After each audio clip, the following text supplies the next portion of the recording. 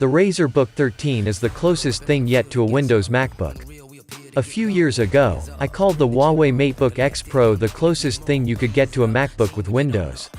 But now with its first ever general productivity laptop, the Razer Book 13, Razer has just stolen that crown. The company even offers a few handy inclusions you don't get on competing systems. So even though the Razer Book 13 might not be quite as affordable as an XPS 13 or as powerful as an M1 MacBook, Razer's first non-gaming notebook is a great little productivity laptop in its own right. Just based on its design, I wouldn't fault anyone for confusing the Razer Book 13 with one of Apple's machines, especially if you don't notice the more subdued Razer logo emblazoned on its lid.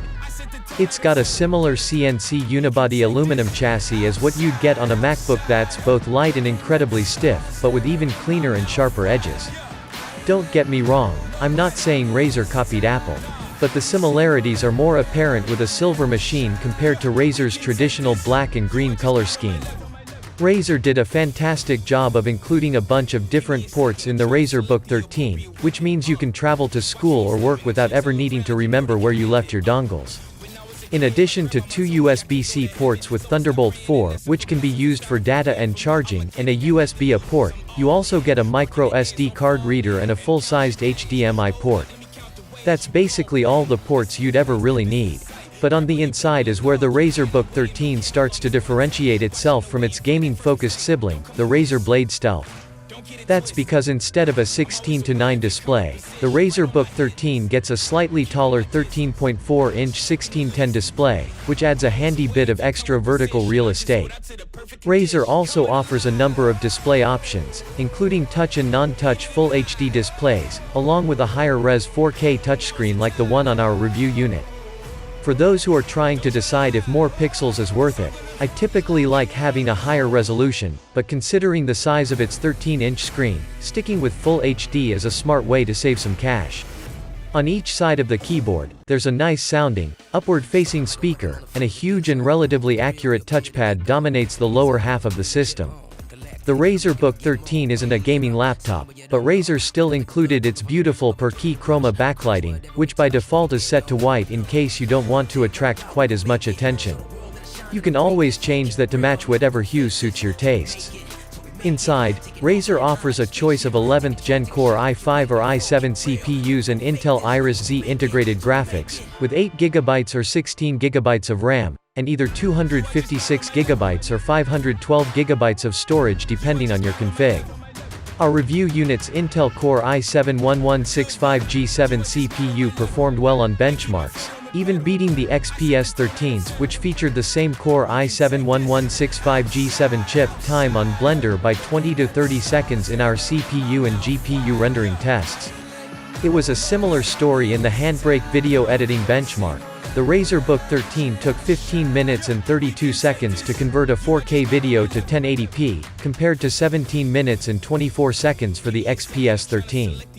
The Razer Book 13 isn't designed for gaming and it doesn't come with an option to add a discrete GPU like you get on the Razer Blade Stealth, but the Razer Book 13 is more than capable of handling general productivity tasks and some light video editing. There are a couple of important factors that play into the Razer Book 13's slightly better performance.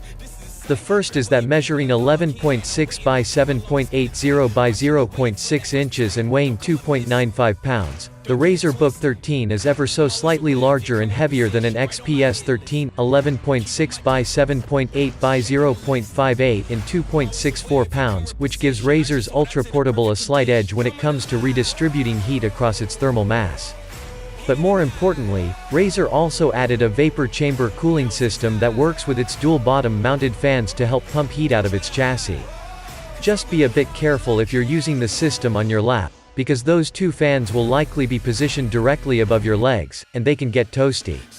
When it comes to battery life, the Razer Book 13 posted a time of 8 hours and 25 minutes, which is decent, but also rather average. On the same video rundown test, the XPS 13 lasted more than an hour and a half longer at 10:09, while Apple's M1 MacBook Air fared even better with a battery life of 14:02. Still, for Razer's first effort outside the more familiar world of gaming laptops, the Book 13 is a very solid system. Sure, It's not quite as flashy or aggressive as a Blade Stealth, but it's got all of the most important qualities we love about Razer laptops: powerful performance, excellent build quality, and a beautiful but still very functional design. And while the Razer Book 13 does cost slightly more than a comparably spec'd XPS 13, little extras like its Chroma keyboard, plentiful port selection, and vapor chamber cooling make the Razer Book 13 a worthy alternative to Dell and Apple's offerings, especially if you like clean lines mixed with a hint of RGB. The Razer Book doesn't have a fingerprint reader, but it does have an IR camera for Windows Hello Face login. Built-in ports include two USB-C ports for data and charging, one USB-A port, a full-size HDMI port, and a micro SD card slot. The biggest difference between the Razer Blade Stealth and the Razer Book 13 is that the Book 13 has a slightly taller 1610 display and doesn't support an optional discrete GPU. If you've ever wanted a laptop that has the clean design of a MacBook but runs Windows instead of macOS, the Razer Book 13 is it. As an Intel Evo certified laptop, the Razer Book 13 includes support for Wi-Fi 6, a bright screen, around 333 nits on our 4K review unit, and features like near instant wake times.